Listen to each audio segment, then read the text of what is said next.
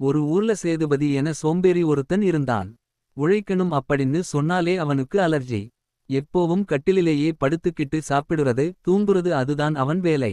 இப்படி தினமும் சோம்பேறித்தனமா இருந்ததால சீக்கிரமாவே அவன் உடம்பு பருமனாகி இங்க வலி அங்க வலின்னு பல பிரச்சினைகள் ஆரம்பிச்சது.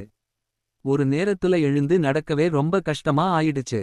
அப்போ அவனால வைத்தியர் வீட்டுக்கு போக முடியாததனால வயதான வைத்தியரை வீட்டுக்கு கூப்பிட்டான்.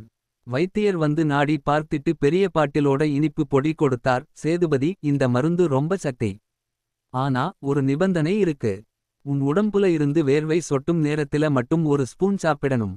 மருந்து முடியுறதுக்குள்ள உன் நோய் ஓடிப் போயிடும் அப்படின்னு சொன்னார். வைத்தியர் போனதும் சேதுபதி மருந்து சாப்பிட ரெடியா காத்திருந்தான். ஆனா கட்டில் மேல உட்கார்ந்திருந்த அவனுக்கு வேர்க்கவே இல்ல. அதுக்கு அவன் மனைவி, அப்படி உட்கார்ந்தே இருந்தா எப்படி வேர்க்கும்? தோட்டத்திக்கு போய் கொஞ்சம் வேலை பண்ணுங்க.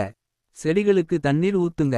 அப்போ தான் வேர்க்கும் அப்படின்னு சொன்னாள். மருந்து சாப்பிடணும்னு ஆசை அதிகமா இருந்ததால சேதுபதி மெதுவா எழுந்து தோட்டத்தில வேலை செய்ய ஆரம்பிச்சான். தன் கையாலேயே தோட்டம் சுத்தம் பண்ணான். தினமும் சந்தைக்கு நடந்து போய் காய்கறி வாங்கி வந்தான்.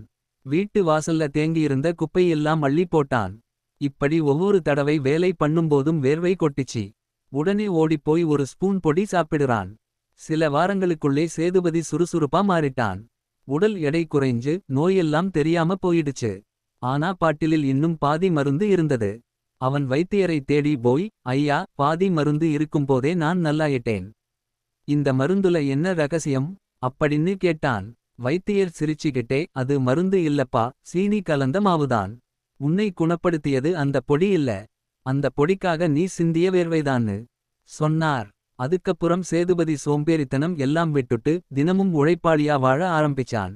கதை நீதி: உழைப்பின் மூலமா வருகிற உணவை உண்டு வாழ்ந்தா எந்த நோயும் வராது.